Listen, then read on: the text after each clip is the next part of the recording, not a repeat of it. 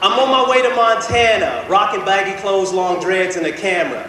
I'm getting looks spilled on mana. White people thinking, why are you going to Montana? The seat next to me is empty on the plane, and if it's that way for the flight, I won't complain. But before the door closes, a white dude gets on the plane. I think he's posing. He's got a 10-gallon hat, them tight jeans, and a buckle this fat. The plane takes off, and I can feel him staring. You know when somebody's staring, you can feel him staring? I felt like turning and say, yo, man, what you doing? Instead, I stuck my hand out. How's it going? He didn't even take my hand. He didn't even respond to the question at hand. He just stared at me. He just stared at me. And just when I was ready to turn my back, how you get your hair like that? Cowboy stereotypes in the air. Intent is good or bad, well, it's still unclear. Did he really want to know the vastness of black hair, the weaves, the perms, the blowouts, the S-curl? P. Did he texturize look with the wet curl? Wow, I didn't know there was so much. Reminds me of Montana when I'm driving in my truck. The trees, the mountains, plateaus, lowland, places in the middle where there's frequently no man. And hey, I love P. Diddy. Do you listen to country? Well, man, only on occasion, you know, when the moon's just right under heavy sedation. We both laughed. He told me of the black people in country's past. He broke it down, how many black people helped to pioneer the sound. And it was so profound, I felt really bad for judging him now. We became playing friends, and I never want to miss that kind of exchange again. So I try to say hi to the people I pass. I try not to prejudge regardless of class, race, gender, ability, cash, sexuality, or fulfillment of glass. Try not to judge. All right.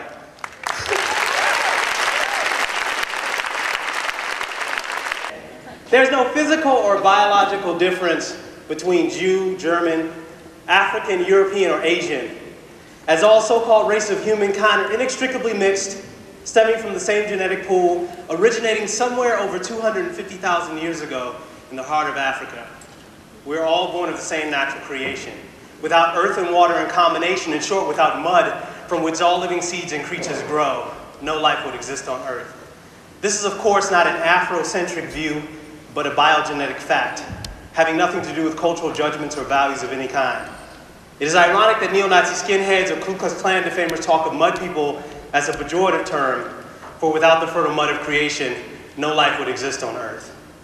Now, that's true. But diversity awareness starts by admitting to ourselves that we're not diverse. That in most cases, many of us find difficulty and uncomfortability with being with people who are different, which is all diversity means. So my speech today is really simple. It's called 12 Steps to Appreciating Diversity, because I believe that diversity is everywhere. We just need to learn how to see and appreciate it.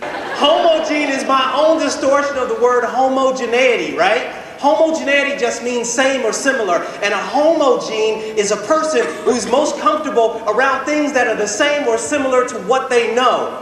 Now, homogene is also someone who is somewhat uncomfortable, if not extremely uncomfortable, around difference. All right? And all of us, every person in this room is a homogene in one way or another. You might say, I got a lot of different friends from different cultures, man. I don't have no problem with that. But if you go into a room full of people who self-identify as being homosexual, you're uncomfortable, right?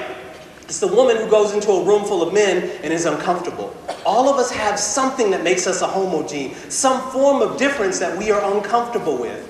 All right? So what we're going to do in this speech right now is we're going to look at our homogeneity and we're going to take that and make that our foundation. It's like being an alcoholic and saying, you know what? I'm an alcoholic. How do I get over this? All right? The big thing is to accept the fact that you are first. And once you can accept it, you can move on. It's like being a man and saying, you know what? I am a sexist.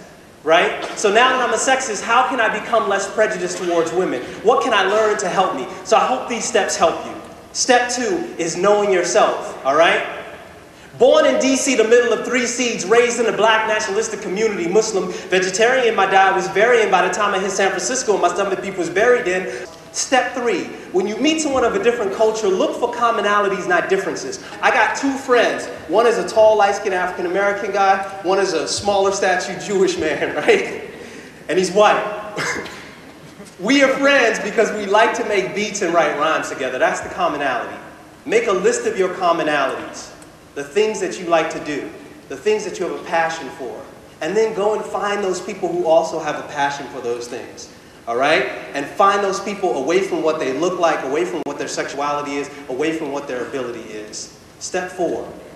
When you meet someone of a different culture, use it as an opportunity to learn and teach. Some people here, I don't know about everyone, they may know me from a show I did a long time ago called The Real World. There was a guy on the show named Pedro, God bless his soul, who was a Cuban-American AIDS activist who died from AIDS about 4 months after the show was filmed. Pedro taught me some invaluable things. He taught me that racism and prejudice and things like that, they manifest themselves differently throughout the world. He said, Mohammed, growing up in Cuba, I had people in my family who were 10 times darker than you and people who were 10 times lighter than you, but we all saw each other as the same. He was like, the people beneath us, we used to stomp on them regardless of what they looked like. If they had blonde hair or blue eyes, we didn't care. They were beneath us because we were an aristocratic family. He said, but when I came to the United States, I became a third-class citizen, not because of the way I looked. Some people thought I was white, but I became a third-class citizen because of my accent. And I didn't know that. I thought the racism I experienced, discrimination, was the same everywhere. Step 5, when you meet someone of a different culture, try not to judge. Step 6, break one habit with another. If you're into hip-hop, check out classical music. If you like rock, check out polka, you know what I mean? Step 7, when you meet someone of a different culture, you're bound to make mistakes. Be sensitive, be respectful, and most importantly, apologize. Step 8, travel, travel, travel. An hour away from here is a different place. 2 hours away is a different place.